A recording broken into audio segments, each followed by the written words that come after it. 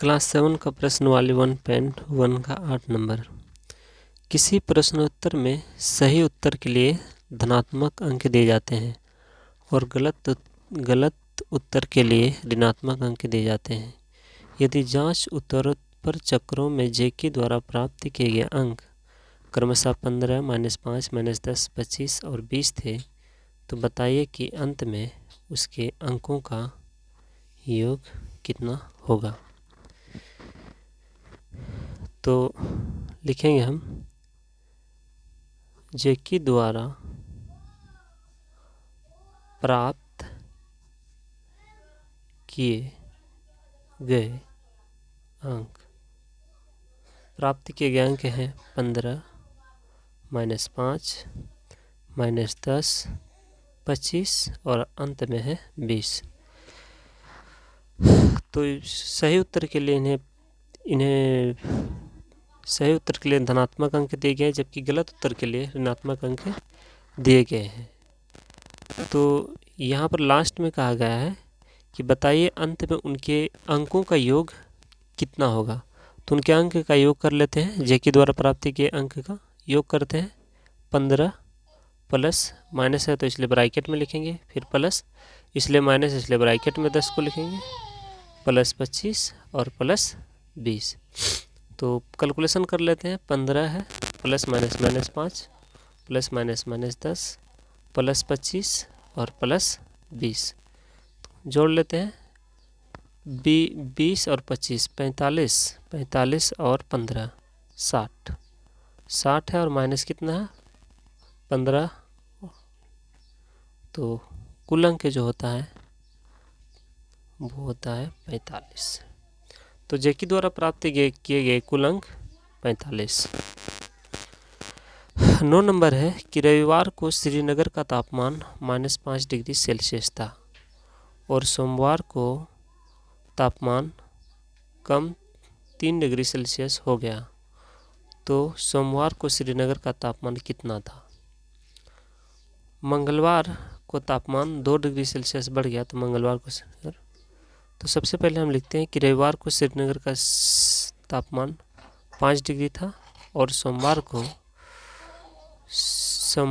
को कम हो गया। ठीक है, तो हल लिखते हैं। रविवार को श्रीनगर का तापमान बराबर 5 डिग्री सेल्सियस था और सोमवार को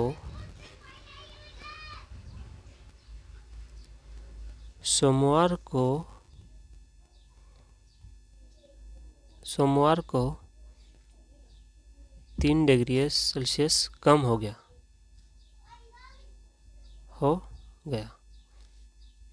तो 5 जैसे रविवार का सेल्सियस 5 डिग्री सेल्सियस है और सोमवार को 3 डिग्री सेल्सियस कम हो गया। 3 डिग्री सेल्सियस कम कर देंगे तो 5 और -5 -3 तो -8 डिग्री सेल्सियस हो गया। और अब बोल रहा है कि मंगलवार को श्रीनगर का तापमान कितना था। मंगलवार को तापमान 2 डिग्री सेल्सियस बढ़ गया। तो मंगलवार का तापमान श्रीनगर का, तो मंगलवार का तापमान 2 डिग्री सेल्सियस बढ़ गया। तो पहले कितना था सोमवार का -8 डिग्री सेल्सियस और फिर मंगलवार को 2 डिग्री सेल्सियस बढ़ गया। 2 डिग्री सेल्सियस बढ़ा देंगे तो -8 + 2 तो माइनस क्या होगा 6 डिग्री सेल्सियस। वो आंसर हो गया। उसके बाद 10 नंबर चलते हैं। मनोज अपने बैंक के खाते में 5000 रुपया जमा करता और अगले दिन इनमें से 2674 निकाल लेता। यदि खाते में से निकाली गई राशि को ऋणात्मक संख्या से निरूपित किया जाता है, तो खाते में जमा की गई राशि को आप कैसे निरूपित करेंगे। तो निकाले गए बाद मनोज के खाते की शेष राशि क्या है, हल लिख देंगे। खाते में जमा की गई राशि को धनात्मक संख्या से निरूपित करते हैं, तो निकाली गई राशि को ऋणात्मक संख्या से निरूपित किया, इसलिए हम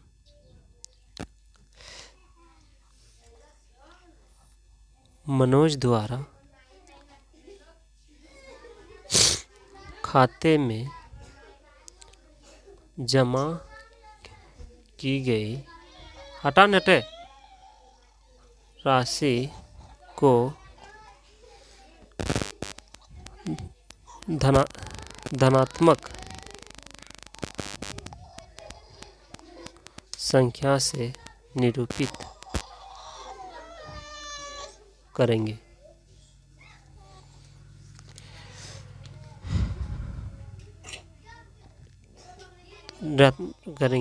लेकिन आप निरूपित करेंगे निकासी के बाद मनोज के खाते की शेष राशि क्या थी, और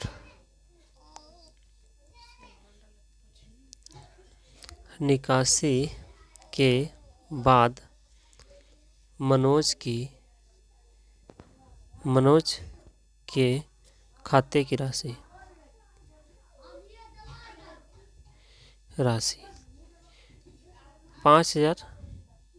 5,000 में निकासी की गई 2674, तो कुल राशि 2326 रुपया। उसके बाद 11 नंबर चलते हैं। सीमा बिंदु ए से पूरब की और बिंदु बी तक 20 किलोमीटर की दूरी तय करती है। उसी सड़क के अनुदिश बिंदु बी से वो 35 किलोमीटर की दूरी पश्चिम की ओर तय करती है। यदि पूरब की ओर तय की गई दूरी आप कैसे निरूपित करेंगे, धनात्मक से निरूपित करेंगे, तो बिंदु ए से उसकी अंतिम स्थिति को किस पूर्णांक से निरूपित करेंगे।